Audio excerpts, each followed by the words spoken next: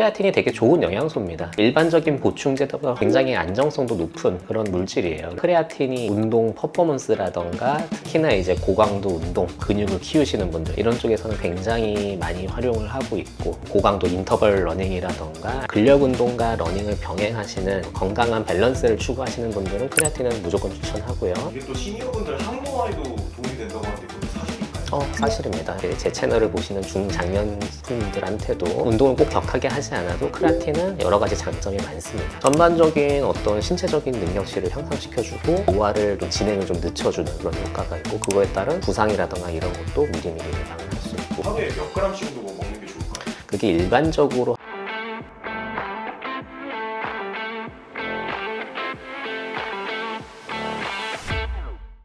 선생님 안녕하세요. 안녕하세요. 최근에 새벽에 계속 뛰고 계신다는데 저한테 연락해 주시기로는 뛰다가 기절하실 뻔하셨다고. 이번 주 너무 더운 것 같아요. 그냥 폭염 경보가 아니라 무슨 중대 경보라고 하잖아요. 저 이런 말 처음 들어보는데 저는 주로 새벽에 뛰거든요. 새벽 4시에 일어나서 한 4시 반쯤 이제 뛰기 시작하는데, 그나마 그 시간이 제일 안 더운 시간인데도 체감 온도가 30도가 넘으니까 진짜 저번에 뛰다가 약간 탈수 증상 와갖고 원래 목표로 했던 것보다 그냥 확 줄여버리고 그냥 바로 멈춰서, 물론 이제 오늘도 뛰긴 했어요. 뛰긴 했는데 무리하지 않는 절대 무리하지 않는 선에서 그냥 가볍게 뛰고 있습니다. 이런 날씨에 낮에 뛰면 진짜 쓰러질 수도 있겠네요. 안 돼요. 이런 날씨는 진짜 목숨이 위험할 수 있어요. 세게 얘기하는 거긴 한데 진짜 이런 날씨는요, 그냥 숨만 쉬는 것도 힘들잖아요. 근데 여기서 달리기를 한다? 저는 절대 추천해드리지 않습니다. 주로 새벽이나 밤에 뛰는 게 좋겠네요. 뛴다고 해도. 네, 그러니까 본인의 시간에 맞춰서 최대한 그나마 시원한 시간을 찾아야 되고, 그리고 평상시에 뛰던 속도보다 훨씬 더 느리게, 그리고 거리도 많이 뛰지 말고, 아니면은 내가 뛰겠다 그러면은 거리라던가 어떤 속도를 목표로 하지 말고 본인의 심박수 같은 거를 기준으로 해서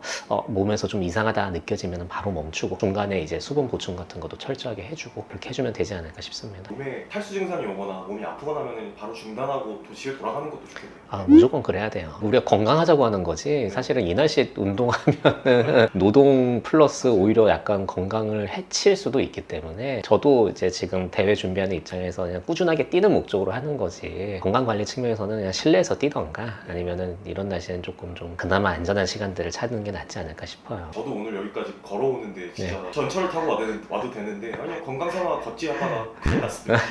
더위를 살짝 먹어서.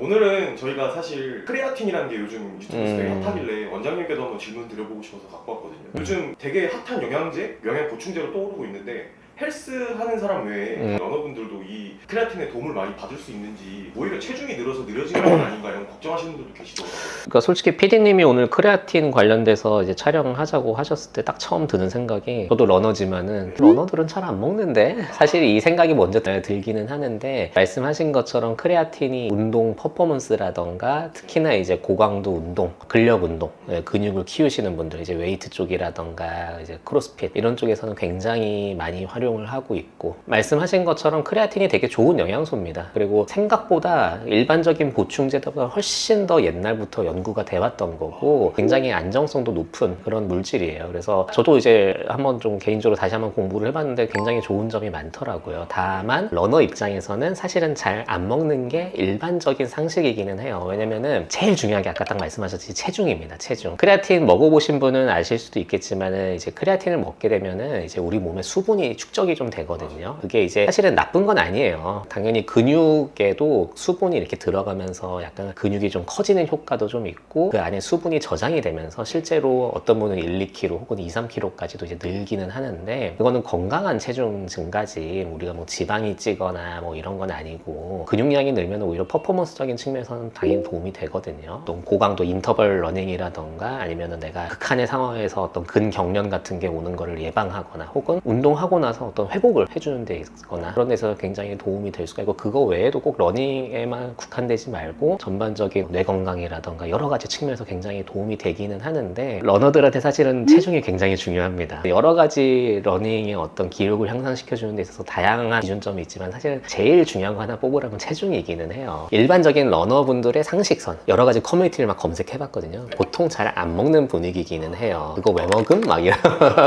근육을 키우시는 분들은 많이 드시죠. 네, 아무래도 고강도 운동하시는 분인데, 저도 이제 오늘 말씀드릴 게 뭐 무작정 안 먹는 거라기보다는 상황에 따라서는 도움이 될 수 있다라는 점을 이제 말씀 말씀을 드리는 거니까. 그리고 그 체중이 느는 것마저도 사실은 단기적이고 그걸 계속 먹는다고 계속 꽉 체중이 계속 느는 게 아니에요. 우리 몸에 수분이 저장될 만큼만 느는 겁니다. 그러니까 요즘 같은 날씨에 저도 막 오늘도 새벽 4시 반에 10km 뛰었지만은 뛰기 전과 후로 하면은 몸무게가 한 1.5에서 2kg 빠지거든요. 그거 다 수분이에요. 그만큼 빠지고 또 그만큼 찌는 거예요. 크레아틴을 먹었을 때 다시 복구가 되는 그런 느낌. 그러니까 이제 그게 이제 우리 몸의 배터리 같은 거예요. 보조 배터리 같은 거고, 그리고 그게 원리 자체가 이제 근육의 수분을 같이 저장해주는 그런 어떤 효과가 있기 때문에, 그래서 수분이 좀 늘어나는 만큼 체중이 좀 늘 수는 있습니다. 딱 그 정도예요. 아까 그 뇌 건강에도 또 좋다고 말씀해 주셨는데 네. 어떤 원리로 뇌에 그게 도움이 되는 거예요? 그러니까 크레아틴이 정확히 뭐냐면요, 쉽게 말하면은 일종의 아미노산 유사 물질 같은 겁니다. 그래서 우리가 ATP라는 거 PD님 들어보신 적은 있죠? 네, 우리가 뇌에 쓰는 에너지. 그러니까 뇌뿐만 아니라 우리가 그저 근육 운동을 하거나 일상생활을 하는데도 ATP라는 거를 이제 소비를 하면서 에너지가 생성이 되는 건데, 크레아틴이 이제 근육에 저장이 돼요. 우리가 섭취를 하거나 보충제를 먹거나 이렇게 하면은 그게 정확히 얘기하면 이제 인산이랑 같이 합성이 돼서 크레아틴 인산이라는 성분으로 이제 근육에 저장이 되는데, 우리 몸에서 이제 에너지가 필요하다 그러면은 크레아틴이 이제 역할을 하면서 ATP를 약간 생성하는 그런 역할을 합니다. 그리고 에너지가 필요 없을 때는 오히려 다시 인산이랑 합성이 되면서 에너지를 저장하는 그런 개념이에요. ATP가 결국은 운동의 어떤 퍼포먼스에 영향을 주거든요.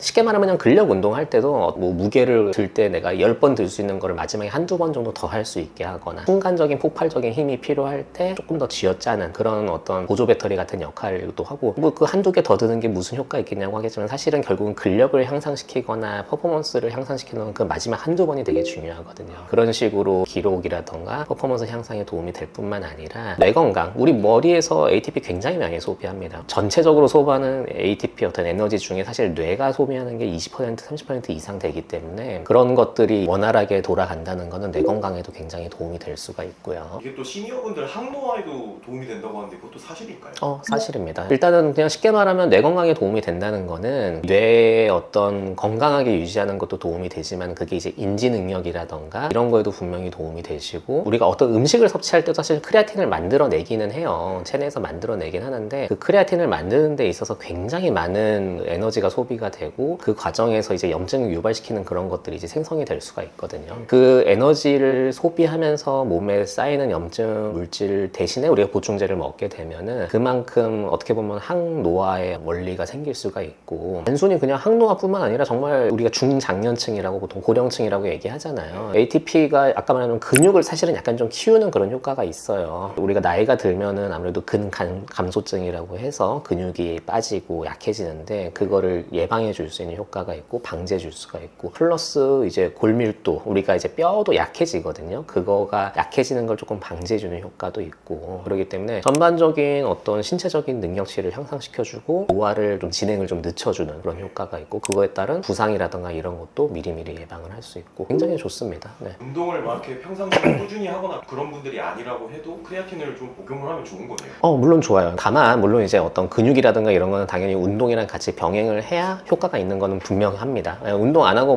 크레아틴만 먹는다고 근육이 생성되지는 않겠죠. 근데 그거 외에도 뇌 건강이라든가 인지 능력이라든가 이런 거에도 분명한 도움이 돼요. 그거는 다양한 연구가 이미 나와 있기 때문에 그거는 확실하게 말씀드릴 수가 있습니다. 아까 뇌 기능을 또 활성화시켜 주신다고 했는데, 평상시에 수면 부족이나 피로에 시달리시는 분들한테도 도움이 되겠네요. 정확한 질문이에요. 이 크레아틴의 또 하나의 장점이 피로의 저항성이라는 측면에 있어서 또 중요한 역할을 하거든요. 우리가 수면 부족이거나 만성적인 피로라는 거는 어떻게 보면은 우리 몸에서 이제 ATP가 부족하다는 걸 수도 있어요. 에너지가 이미 이제 쓸 대로 다 썼고 고갈되어 있는 상태이기 때문에 머리가 안 돌아가는 거예요. 우리 막 너무 잠을 못 자거나 피곤하면 멍해지는 이런 느낌이 있잖아요. 그러니까 머리에서 쓸 에너지마저도 부족하니까 이제 뇌가 제대로 작동을 못 하는 거거든요. 그러니까 그럴 때 이제 크레아틴을 꾸준하게 보충을 해주신 분들은 에너지의 효율적인 측면에서도 도움이 될 거고, 아까도 말했지만 그런 항노화 이런 거 다 피로 저항성이랑 사실은 관련이 있어요. 그런 거를 내가 이겨낼 수 있는 그런 또 힘이 생길 수가 있지 않을까 싶습니다. 근력 운동 위주로 하시는 분들한테는 크레아틴을 안 먹을 이유가 없는 거죠.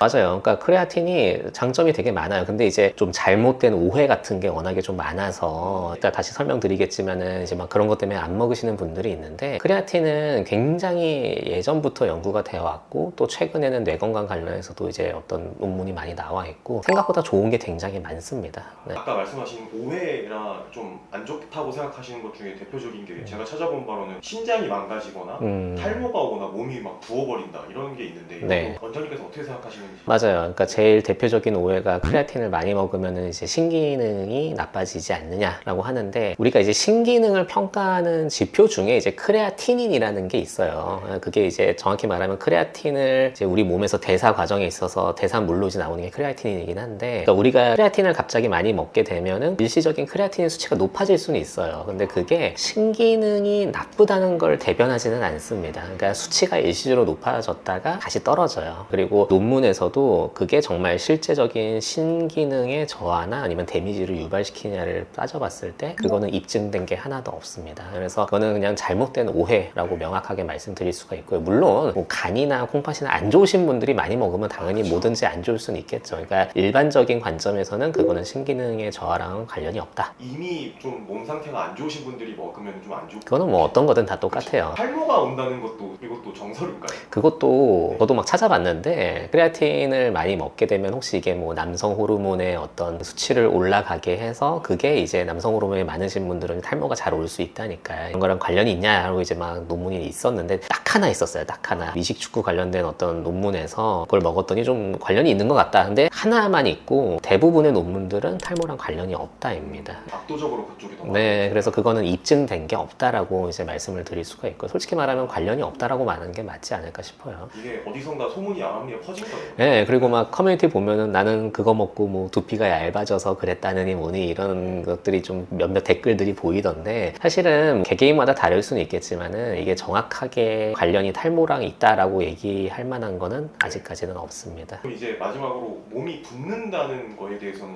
어느 정도 신빙성이 있나요? 그것도 아까 얘기했지만 크레아틴을 우리가 먹게 되면 우리 몸에 이제 근육에 수분이 저장되는 그런 효과가 있거든요.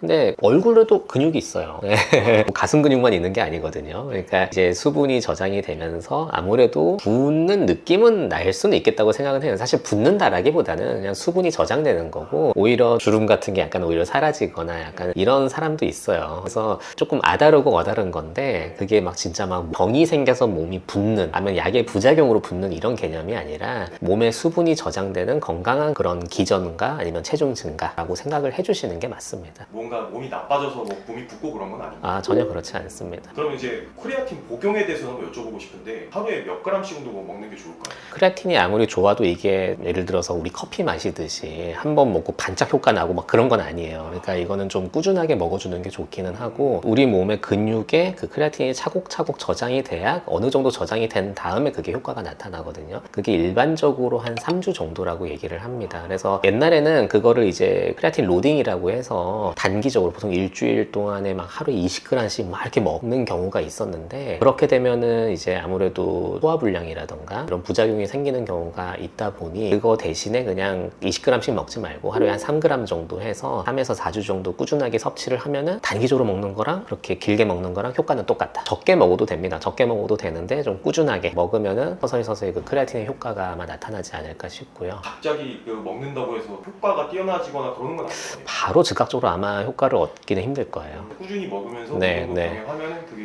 서서히 분명히 이제 도움이 됩니다. 네. 마지막으로 이제 그 운동하시는 분들, 뭐 뛰는 분들도 포함해서 크레아틴 복용하시려는 분들한테 한마디로 끝내도록 하겠습니다. 제 채널이 어쩌다 보니까 이제 러너 분들 위주로 많이 보시게 되는데, 사실은 이제 크레아틴이 전반적인 운동 퍼포먼스뿐만 아니라 건강 관리, 제 채널을 보시는 중장년층들한테도 운동을 꼭 격하게 하지 않아도 크레아틴은 여러 가지 장점이 많습니다. 그렇기 때문에 적절하게 이제 복용을 하시면 저는 된다고 추천을 해드리고 싶고, 또 이제 러너에 한정돼서 얘기를 하면은 아까도 얘기했지만 사실 체중 증가가 러너분들한테는 좀 안 좋은 건 맞아요. 예를 들어서 대회 직전이거나 아니면 정말 나는 체중과 기록에 굉장히 예민하신 분들한테는 사실은 저도 뭐 강력하게 추천해드리진 않습니다. 근데 그게 체중이 느는 것마저도 건강하게 느는 거기 때문에 너무 그렇게 걱정하실 필요는 없고, 그래서 예를 들어서 러닝의 목적이 나는 정말 체중 관리가 중요하다, 그런 분들은 조금 조심하셔도 되고 굳이 안 드셔도 되고, 그냥 어떤 근력 운동과 러닝을 병행하시는 건강한 밸런스를 추구하시는 분들은 크레아틴은 무조건 추천하고요. 그리고 아까도 얘기했지만 대회 직전이거나 체중 1kg, 뭐 0.5kg 정도도 중요할 때가 있거든요. 네. 그럴 때는 굳이 갑자기 안 먹던 거 먹지 말고, 저도 지금 이제 춘천 마라톤을 준비하고 있는데 지금 아직 80일 정도 남았어요. 상관없어요. 이 시기에 먹어도 돼요. 근데 대회 한 3, 4주 정도 전에는 좀 끊던가 그런 식으로 관리하셔도 되지 않을까 싶습니다. 네, 좋은 말씀 감사합니다. 오늘 이상 마치도록 하겠습니다. 네, 감사합니다. 네. 네.